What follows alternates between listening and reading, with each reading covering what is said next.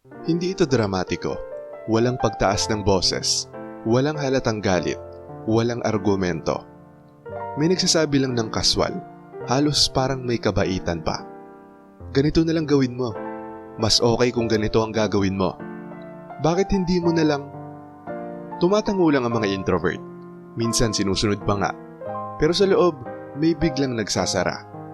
Hindi ito yung inis na parang tantrum. Hindi galit na parang away. Mas malamig pa ron. Dahil ang hindi namamalayan ng nagsalita ay ito. Hindi sila nagbigay ng payo. Tumawid sila sa isang psikolohikal na hangganan. Hindi maingay mag-react ang mga introvert kapag may lumabag dito. Binabawi lang nila ang access. At kapag nawala na ang access, bihira na itong bumalik. Hindi ito tungkol sa katigasan ng ulo. Hindi rin ito tungkol sa ego. Ito ay tungkol sa mental sovereignty, ang sariling pamamahala ng isip, at kung ano ang nangyayari kapag may taong basta na lang tumapak dito. Sa pagtatapos ng video na ito, may intindihan mo kung bakit hindi nakikipagtalo ang mga introvert kapag sinasabihan sila ng gagawin, at kung bakit ang katahimikang yon ay mas pinal kaysa sa kahit anong komprontasyon. Pero bago yon, kailangan mo munang maunawaan kung paano talaga magdesisyon ng mga introvert, dahil dun magsisimula ang inis.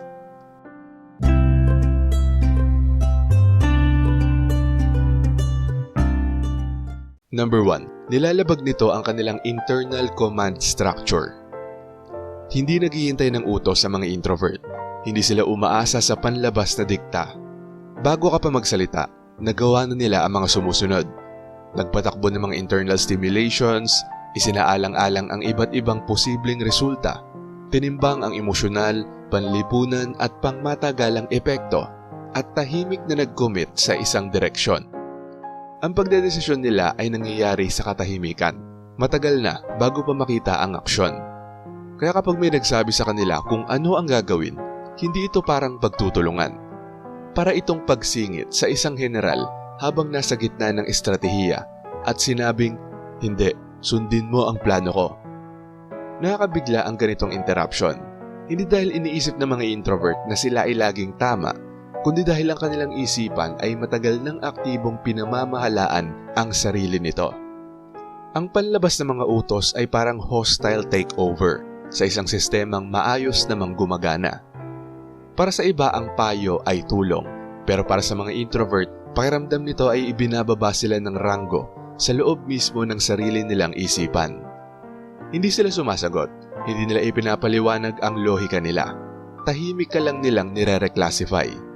Hindi nirerespeto ng taong ito ang internal authority. At sa sandaling mangyari yon, hindi ka naligtas sa loob ng kanilang isip. Pero mas nagiging personal pa ito dahil hindi lang interruption ang pinanggagalingan ng inis, kundi pati na din ang ipinahihiwatig ng utos. At ang implikasyong yon ay mas masakit kaysa sa inaakala ng karamihan. Number 2. Binabasa nila ito bilang pag-aakalang mas mababa sila. Sanay ang mga introvert sa subtext. Hindi lang nila naririnig kung ano ang sinabi mo. Naririnig nila kung ano ang inaakala mo. Kaya kapag may nagsabi ng, "Ganito dapat ang gawin mo," hindi ang mungkahi ang tumatama. Ang tumatama ay ang nakatagong mensahe. Parang hindi mo pa yata ito napag-isipan. Masakit yon, hindi emotionally, kundi cognitively. Dahil kadalasan ng mga introvert ay nag-iisip ng mas matagal, mas malalim at mas maaga kaysa sa napapansin ng iba. Hindi nila binibigkas ang proseso nila. Hindi nila inilalabas ang bawat iniisip. Hindi sila nagpe-perform ng katalinuhan in real time. Kaya kapag may payong dumating ng hindi hinihingi, pakiramdam nila ay minamaliit ang buong lalim ng isip nila. Hindi ka nila iko-correct. Hindi nila ipagtatanggol ang paraan ng pag-iisip nila. Itinatala lang nila ito. Minamaliit mo ko. At may tahimik na nangyayari. Hindi bumabagsak ng biglaan ng respeto. Dahan-dahan itong bumababa. Parang elevator na ilang palapag ang ibinaba. Hindi mo mapapansin ang pagbabago. Pero ngayon, kausap mo na ang taong hindi ka na tinitignang kapantay sa pag-iisip. Pero hindi pa rin ito ang pinakamalalim na inis. Dahil lampas sa insulto, may mas masamang ginagawa ang mga nag-uutos sa mga introvert. Pinipilit silang pumasok sa isang estado na iniiwasan nila sa lahat ng paraan. At doon, sa mode na yon, nawawala ang power ng mga introvert. Number 3, pinipilit sila sa reaction mode, ang pinakamahinang posisyon ng mga introvert. Hindi reactive thinkers ang mga introvert. Sila ay preparatory thinkers. Mas gumagana sila kapag may kakayahan silang magmasid muna, magproseso ng pribado, pumili ng tamang timing, at kumilos ng sinadya.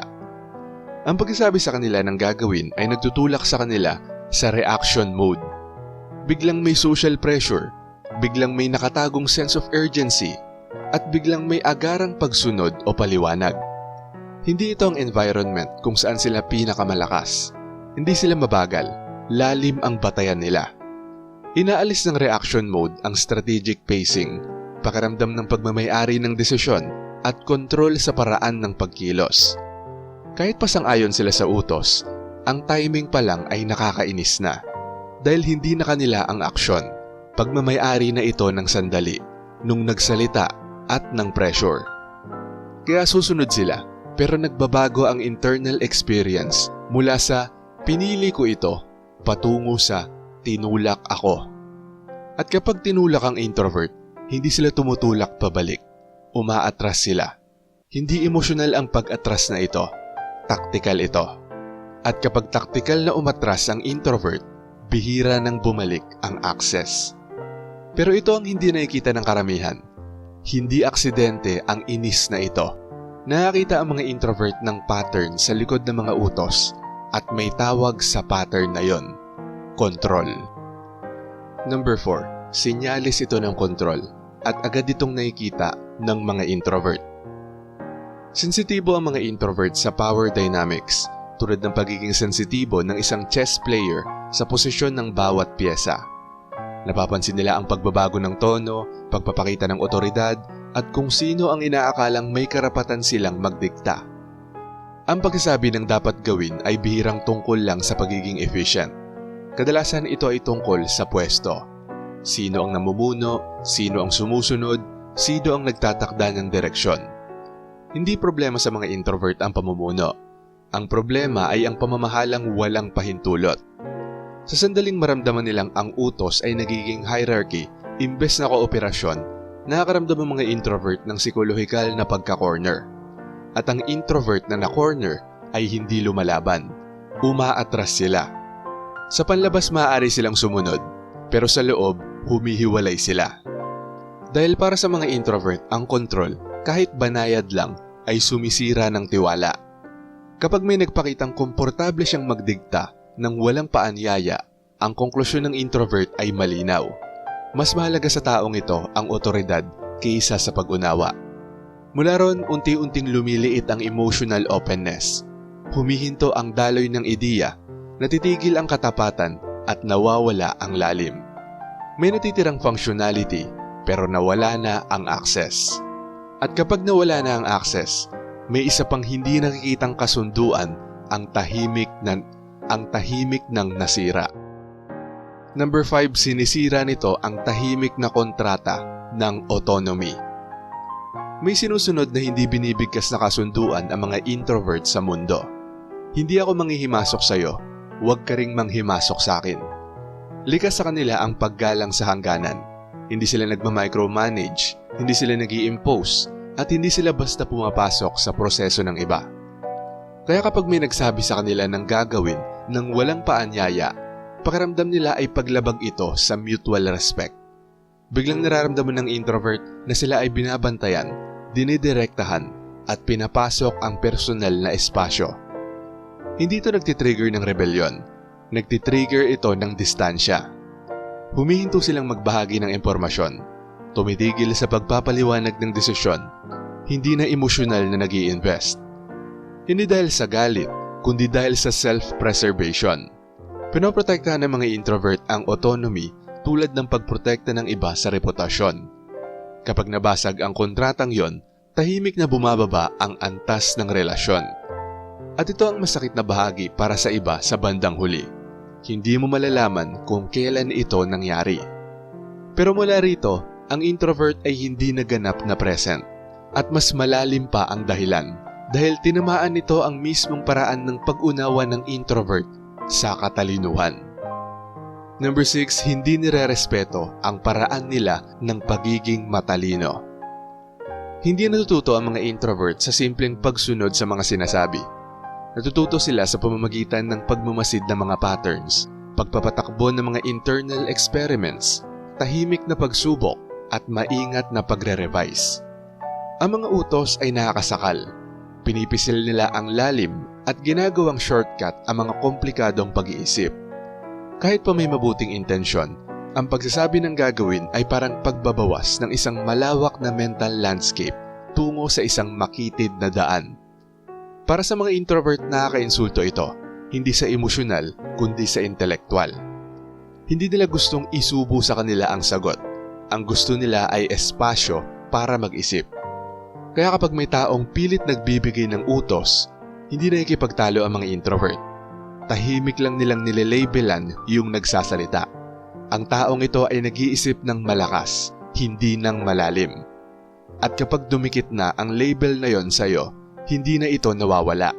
Hindi na sila hihingi sa'yo ng opinyon, hindi na magbabahagi ng nuance, hindi na mag-aanyaya ng kolaborasyon. Ngunit may isang antas pa ng inis, ang uri na dahan-dahang umuubos sa isang relasyon habang lumilipas ang panahon. Dahil ang pagsasabi sa mga introvert ng gagawin ay pinipilit silang magsuot ng isang bagay na kinamumuhian nila. Number 7, pinipilit silang magsuot ng maskara. Magalang ang mga introvert kapag nasa ilalim ng pressure. Kapag sinasabihan ng gagawin, madalas silang ngumiti, tumango, sumunod. Pero ang pagiging magalang na yon ay isang maskara. Sa ilalim nito ay sama ng loob, hindi sumasabog, ngunit unti-unting naiipon.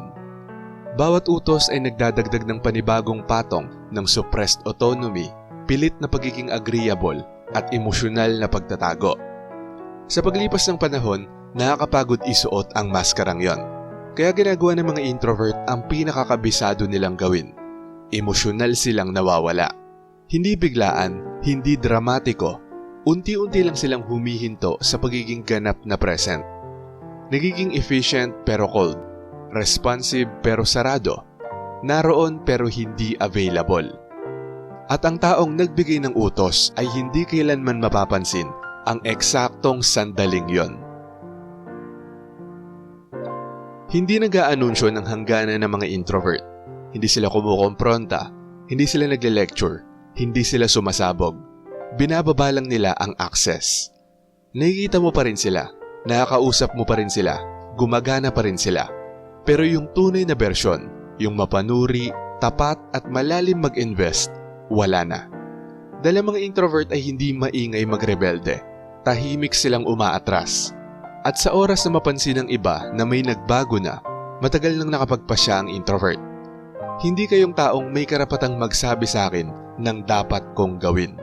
Hindi ngayon, hindi sa susunod, hindi kailanman. At sa sandaling gawin ang desisyong yon, ang pinto ay mananatiling nakasara at wala ng salita ang makakapagbukas nito muli. Shoutout sa mga nanood at nag-comment sa bagong upload na to. Shoutout kay Noli Bangkailan. Sabi niya, bilang introvert, wala kaming oras sa mga bagay na nakakaubos ng lakas namin. Mas nakapokus kami sa mga bagay na nagbibigay sa amin ng saya. Hindi kami mahilig sa drama. Gusto namin yung may pangil kasi dun kami lumalakas. Mas excited kami kung ano ang susunod na gagawin. Good job, idol. Sabi naman ni Marie the Lightworker, Hi po Sir AP, good evening. Sa panahon ngayon, sa bawat sulok, hindi nawawala ang mga taong mapanglait, mapanghusga at kung ano-ano pa. Para sa akin, hindi ako nag-aaksaya ng panahon kung ano man ang mga sinasabi nila sa akin kahit harap-harapan pa. Sila pa ang napapahiya dahil wala akong reaksyon at emosyon ay pinapakita sa kanila. Hindi ako nagbibigay ng kahit isang segundo para patulan ang mga manipulators. The best is to be quiet and detached. Salamat po Sir AP and God bless always. At ayon naman kay Sabotahe Rap Vlog, the power of being underestimated. At shoutout din kila Angela Ochoco, Mary Ann Panya, Kang Grow, Nursaba Muhammad, Ramilin Celestial, Alvin Edroso, Renante Damgo, Annalyn Granada, Godofredo, Junjun Perang, Ramlat, Maria Mudanayakage, Michiko Tobayashi, Lorena Bintas, Lone Survivor Diaz, Jola Short Video, Ladislao Ablaza, at kay Cathy. Maraming salamat po sa panonood. Kung gusto nyo ding ma-shoutout, mabati o mabasa ang comment nyo, mag-comment lang sa latest video rito sa channel na to at pipili kami doon ng mga isi-shoutout at babasahin para sa susunod na upload. Kung nagustuhan mo ang video na to, huwag kalimutang mag-like, i-share to sa iba at mag-subscribe na kung hindi ka pa nakasubscribe. Maraming salamat at see you next time.